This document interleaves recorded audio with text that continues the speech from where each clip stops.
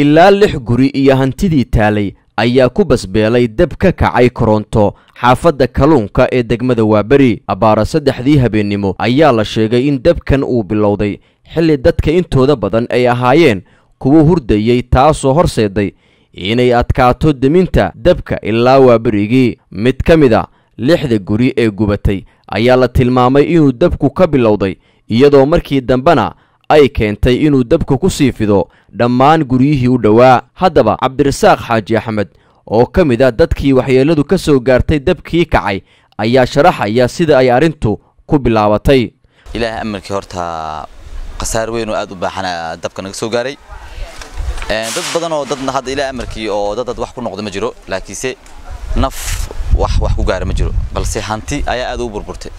dadkan qasaar dadkan waxa ku jira hadda inta waxa degan gabar walaashayda, guriga waxa degan hooyadeeya, guriga waxa degan nin saaxiibkii oo dariskeyga hanti dad maanta qasaar loo dadku u badan soo gaartay anaga ahayn.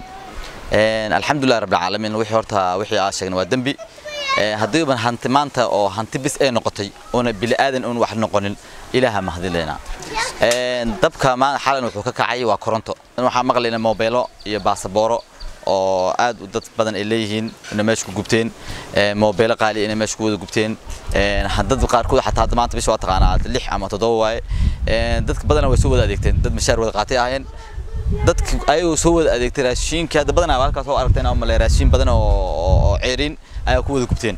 dhalinyarada xaafadan degan ayaa si iskooda isku xilqaamay iyagoo garab ka helayay maamulka gobolka Banaadir oo markii dambe soo diray gawaari dabdamisa, waxaana u suurta gashay in dabka intiisa badan la damiyo lana soo badbaadiyo caruurtii iyo waalidiintii ku jirtay guryaha gubtay. Cabdirashiid Maxamed ayaa ka mid ah dhalinyaradii gurmad ka sameeyay. dhalinyaro ahaan taleefanada iyo waxaan laga soo wacay hal imaado gurmad hal sameeyo. marka imaadna waxaan aragnay dab aad u kacsan oo aad fara badan oo aan gacmeen ku dami karno, xaraada ku shubno, kii biyo ku shubi karo biyo ku shubi, kii caro ku shubi karo caro ku shubi. ilaa markii dambe nooga soo gaartay mataqaana dawladda hoose ee Xamar noo soo direen maxaa lahaay dabdamsiyaal inta ka horeysa, laakiin waxa aad u dadaashay dhalinyarada xaafadda oo anaga ka mid ahay. sidoo meel dab haduu ka kaco intay ka imaanayaan gaariyash waaweyn oo dabdamiska waxa la sameeyaa. dhalinyarada xaafadda ayaa inta badan caawiyaan oo biyo kii ku shubi karo, kii caro ku shubi karo.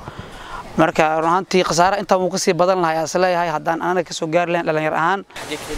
biyaha guriga galeen qof walba guriga waxa u taalo Soomahan haana u taalo haantaas ay biyo ka soo dhureeyna ka shuweynay, qaarna tubooyina tuba kale ku xiriirina ku shuweynay. kulay sidii u dami karno u fudud asmeenin. dabka ka dhasha korontada ayaa noqday kuwa saameyn laxaad leh u geysta dadka guryahooda iyo hantidooda.